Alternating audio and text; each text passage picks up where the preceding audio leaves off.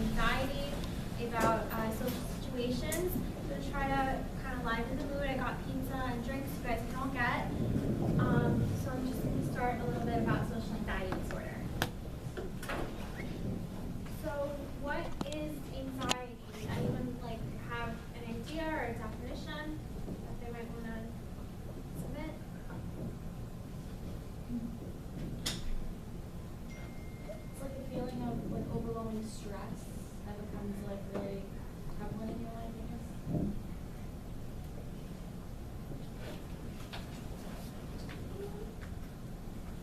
So anxiety is defined by the American Psychological Association as excessive fear related to behavioral disturbance. And essentially that is going on physiologically.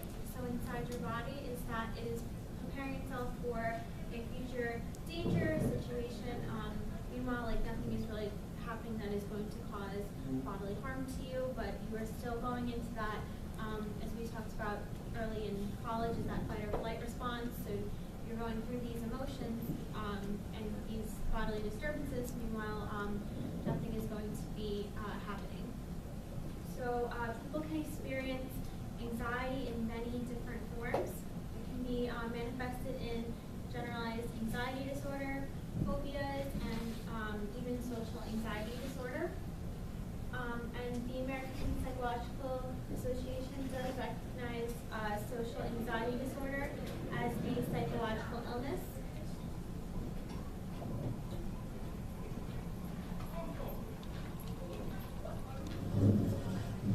So social anxiety is an intense and persistent fear of being watched or judged by others. It infects the individual at work, school, relationships, and other day-to-day activities.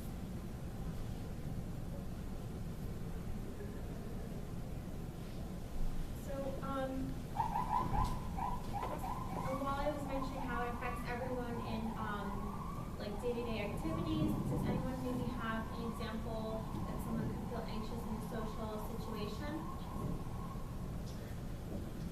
I guess if it's like a get-together or a party type of thing, and then you're meeting a group of people that you don't know, a person can feel really anxious in that moment. You could say that at work where you're dealing with too many customers at a time could cause anxiety. Yeah. I would say like when they put you to work together in groups at school and you don't really know anybody in the class, so that causes anxiety trying to get into a group. I think when you're really anxious, even simple things, just like looking somebody in the eye or just having a simple conversation, what put you on edge. Yeah. Oh yeah, I was gonna say this. Standing in the subway and just thinking that everybody's looking at you. Yeah, that's actually it's true, and then for many people like who don't normally think of these things, it's really kind of interesting to hear and to try to empathize and understand where someone with social anxiety is coming from. Like they're saying, maybe when we're doing group work, for us it's just okay, let me just get along with these people and work together and get an A. But for someone with social anxiety, it might be very difficult to introduce themselves to a new friend or a new coworker or colleague or the case, whatever it may be, and they may kind of have struggling also to present their ideas. So it really affects someone on a day-to-day basis. I'm just going to run through and talk about a little bit in detail what the American Psychological Association lists to be diagnosed with social anxiety disorder. In order to officially be diagnosed with a social anxiety disorder, an individual would meet someone from the American Psychological Association or the American, the American Psychiatric Association, and meet with someone. They would talk about their symptoms and they would talk about how long they've been going on, and they would state based on several categories if someone is fit or is not fit to be diagnosed with these conditions. So the APA lists several guidelines. One of the guidelines is that there is a persistent fear for one or more social situations, that a person would be exposed to unfamiliar people or possible scrutiny by others, individual is feeling that he or she will act in a way or show anxiety symptoms that will be embarrassing and humiliating. So for example, in class, if they don't want to raise their hand to participate because they're scared that their voice is trembling, their hand is shaking, and they don't want to speak up and things like that, they would be very fearful of public speaking. So another one is exposure to the feared situation is almost invariably provoking anxiety, which may take the form of a situational bound or situationally disposed panic attack. So for social anxiety disorder, that means that someone would go through these same physiological symptoms of anxiety with heart racing, hand trembling, sweatiness, upset stomach, but only in social situations. So if they are, just having a regular day and they're at home just doing homework, studying, or watching TV, they would not have any symptoms of anxiety.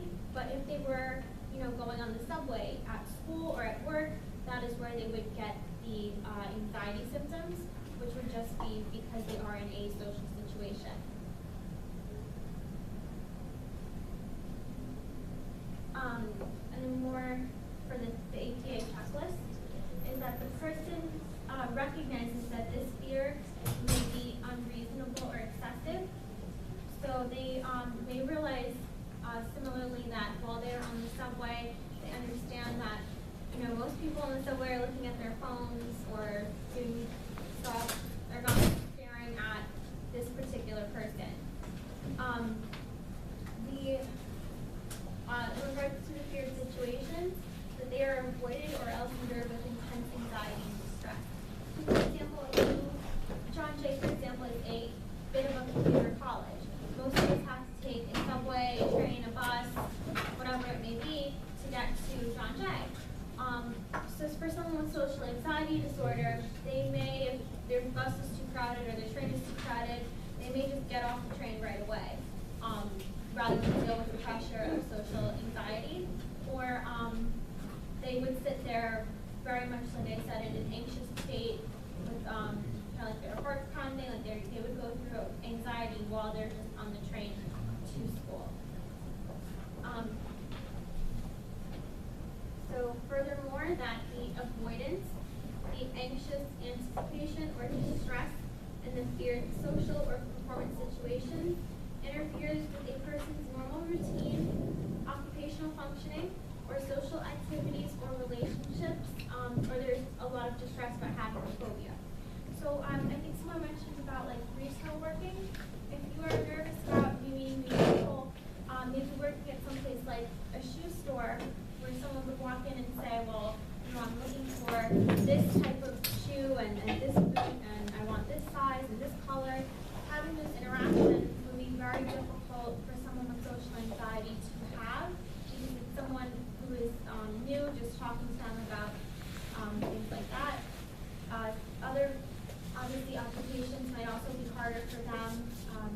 For example, if you wanted to do counseling, that might be very hard for them, that someone is coming in and discussing very intimate details of their life and having those interactions, those 30-minute talks with someone. And also, in order to be officially diagnosed, you would have to have this fear, anxiety, or avoidance as persistent and typically lasting 6 or more months. So if you enroll in a class and you feel like everyone is just so intellectually above you and you're a little scared to talk in class, but it's only that class, that's more situational. If it's something that you are just scared in general of talking in any class and you feel that anyone is going to judge you about what you say or if you stutter or say the wrong word, that would be social anxiety compared to just maybe being scared for that one period of class time. And also the fear or avoidance is not due to a direct physiological effect of a substance or general medication or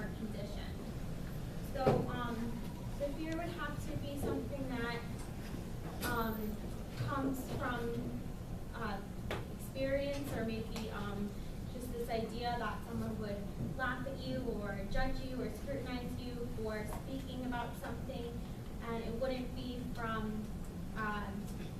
if you had a medication for, I don't know, if you had a medication that you were taking.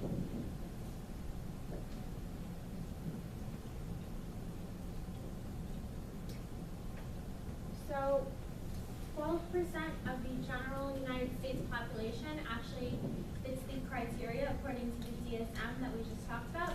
They fit the criteria for social anxiety disorder. Does anyone maybe know anyone who has social anxiety disorder, or think they know anyone like who might? I think a family friend of mine used to have like, I think he might have something around that, because every time he used to go out, he used to get like panic attacks when he's surrounded by a lot of people, so he had to like stay at home a lot of times. Yeah. If you said that you used to have it, if you don't mind, was it from like a particular age range for it, or? No, he just, I mean, he stayed at home a lot, and then after a while he just stopped like interacting with a lot of people all the time, so it became hard for him to interact with anyone new, and the weight started to affect him weight. And someone said that might have been as well. Yeah, I also have a friend who sweats a lot, you know, in the subway. So every time he has like a handkerchief like around, just like, you know, like rub sweat. And yeah, just like she just gets like very paranoid and stuff. So like, yeah, it's tough. Yeah, I have a friend who every time there's like little get-togethers, and if new people come, and my friend doesn't know those people, my friend will just say it. Because, and it's like almost every time, because my friend doesn't want to initiate like a new conversation or to introduce himself.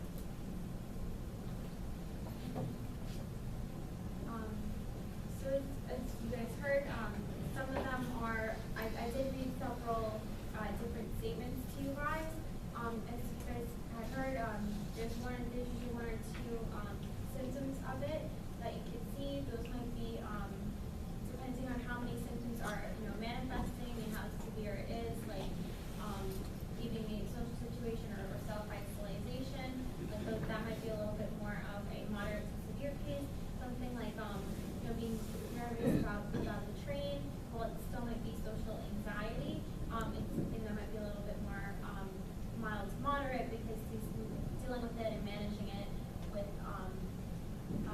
behavioral techniques such as like wiping the sweat off with a handkerchief. Just for some general information about the symptoms, I have a little clip for you guys.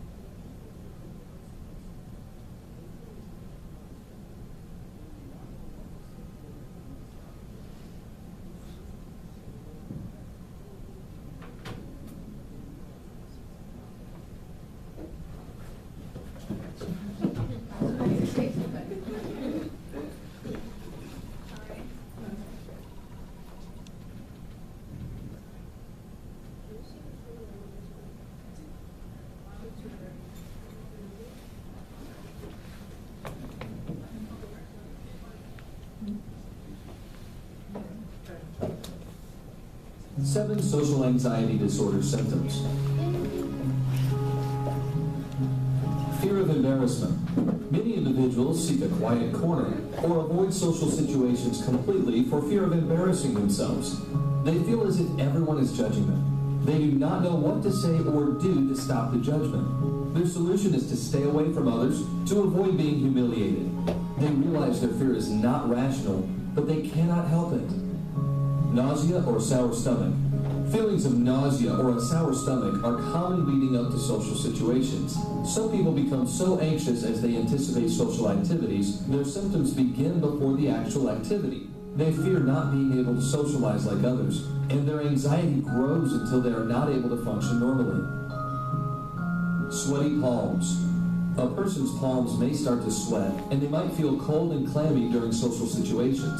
Anxiety affects the body, causing temperature fluctuations. This causes not just sweaty palms, but sweating in general. Excessive worrying. Social anxiety disorder symptoms do not occur just during social activities. Excessive worrying can begin weeks in advance. They dread the upcoming event and will worry day and night. This affects their sleep, performance at work and school, mood, and general health. The anxiety only continues to grow leading up to the event. They often continue to worry long after the event is over. Difficulty speaking. When a person starts to panic in a social situation, they might not be able to speak easily. Their physical symptoms, along with psychological symptoms, make it difficult for them to think of the right words to say. The result is avoiding people so they do not have to talk. Avoidance of social situations. People often try to avoid social situations when they have social anxiety disorder. They make excuses to skip going out with friends or family. They feel this is the only way to prevent others from watching their every move and judging them. They do not want to feel anxious, so they avoid doing as much as possible. Children's symptoms. Children might exhibit all of the above along with several additional symptoms. Tantrums and clinging to parents is common when they want to avoid social activities, such as going to school. Mutism is also possible. This is when children stop talking completely at certain times or to specific people. These are less prominent in adults, but not unheard of. If you suffer from anxiety or panic attacks, then click here to get your completely free.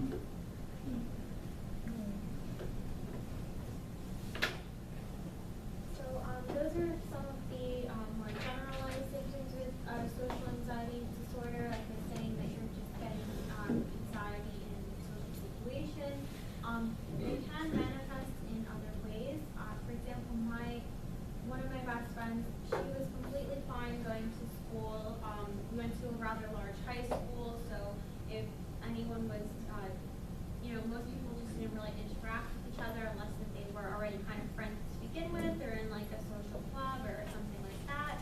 So she was fine with being around literally 4,000 people every day. That was fine for her.